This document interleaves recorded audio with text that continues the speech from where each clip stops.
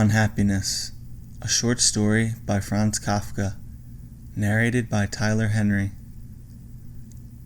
When it was becoming unbearable, once toward evening in November, and I ran along the narrow strip of carpet in my room as on a racetrack, shrank from the sight of the lit-up street, then turning to the interior of the room found a new goal in the depths of the looking-glass, and screamed aloud, to hear only my own scream, which met no answer nor anything that could draw its force away, so that it rose up without check and could not stop even when it ceased being audible. The door in the wall opened toward me, how swiftly, because swiftness was needed, and even the cart horses down below on the paving stones were rising in the air like horses driven wild in a battle, their throats bare to the enemy. Like a small ghost, a child blew in from the pitch-dark corridor, where the lamp was not yet lit, and stood a tiptoe on a floorboard that quivered imperceptibly. At once dazzled by the twilight in my room, she made to cover her face quickly with her hands, but contented herself unexpectedly with a glance at the window, where the mounting vapor of the street lighting had at last settled under its cover of darkness behind the crossbars.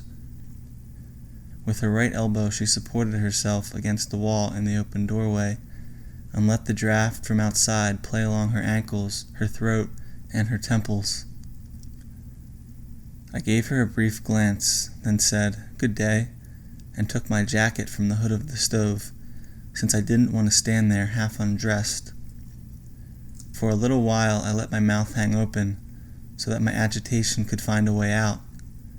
I had a bad taste in my mouth. My eyelashes were fluttering on my cheeks. In short, this visit, though I had expected it, was the one thing needful. The child was still standing by the wall in the same spot. She had pressed her right hand against the plaster, and was quite taken up with finding, her cheeks all pink, that the whitewashed walls had a rough surface, and chafed her fingertips. I said, "Are you really looking for me? Isn't there some mistake? Nothing easier than to make a mistake in this big building. I'm called so-and-so, and I live on the 3rd floor. Am I the person you want to find?" "Hush, hush," said the child over her shoulder. "It's all right." "Then come farther into the room. I'd like to shut the door." I've shut it this very minute. Don't bother. Just be easy in your mind." "It's no bother. But there's a lot of people on this corridor, and I know them all, of course. Most of them are coming back from work now. If they hear someone talking in a room, they simply think they have a right to open the door and see what's happening. They're just like that. They've turned their backs on their daily work, and in their provisionally free evenings, they're not going to be dictated to by anyone. Besides, you know that as well as I do. Let me shut the door." "Why? What's the matter with you?" "I don't mind if the whole house comes in. Anyhow, as I told you, I've already shut the door. Do you think you're the only person who can shut doors? I've even turned the key in the lock." "That's all right then. I couldn't ask for more. You didn't need to turn the key either. And now that you are here, make yourself comfortable. You are my guest. You can trust me entirely. Just make yourself at home and don't be afraid. I won't compel you either to stay or to go away. Do I have to tell you that? Do you know me so little?" "No. You really didn't need to tell me that. What's more, you shouldn't have told me. I'm just a child. Why stand on so much ceremony with me?" "It's not so bad as that. A child, of course, but not so very small. You're quite big. If you were a young lady, you wouldn't dare to lock yourself so simply in a room with me. We needn't worry about that.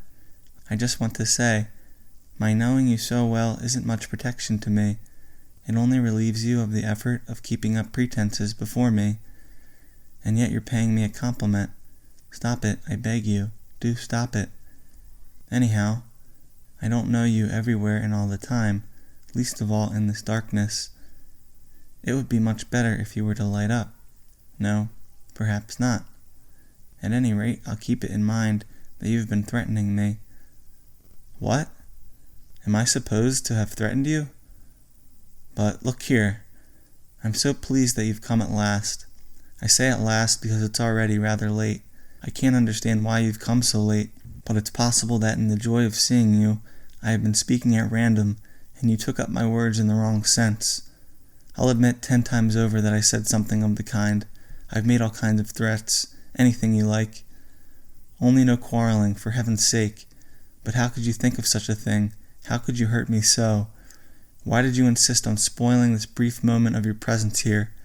A stranger would be more obliging than you are. That I can well believe. That's no great discovery.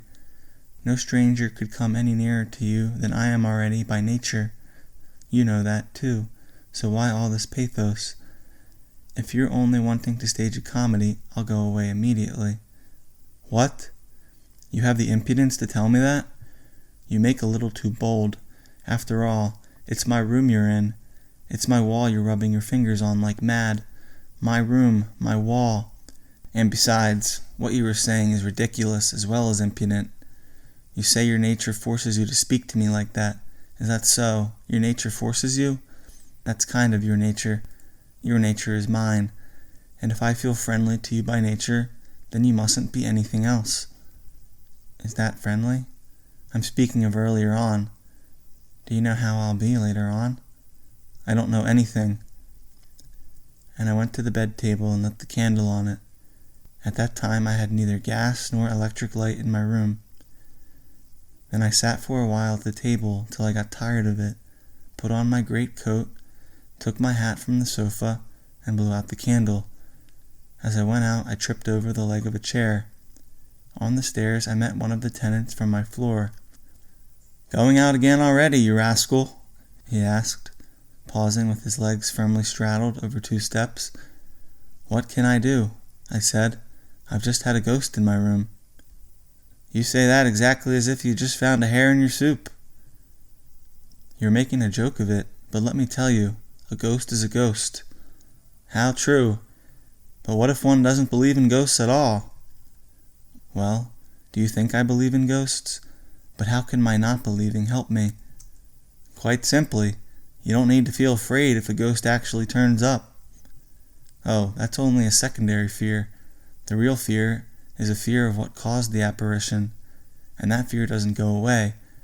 I have it fairly powerfully inside me now." Out of sheer nervousness, I began to hunt through all my pockets.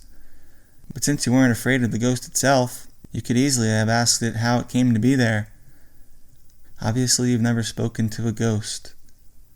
One never gets straight information from them. It's just a hither and thither. These ghosts seem to be more dubious about their existence than we are, and no wonder, considering how frail they are. But I've heard that one can fatten them up." "How well informed you are. It's quite true. But is anyone likely to do it?" "Why not? If it were a feminine ghost, for instance," said he, swinging on to the top step. "Aha," said I. "But even then it's not worthwhile." I thought of something else. My neighbor was already so far up that in order to see me, he had to bend over the well of the staircase. "All the same," I called up, "if you steal my ghost from me, all is over between us forever." "Oh, I was only joking," he said, and drew his head back. "That's all right," said I, and now I really could have gone quietly for a walk. But because I felt so forlorn, I preferred to go upstairs again, and so went to bed. The end. This has been a recording of Unhappiness, a short story by Franz Kafka.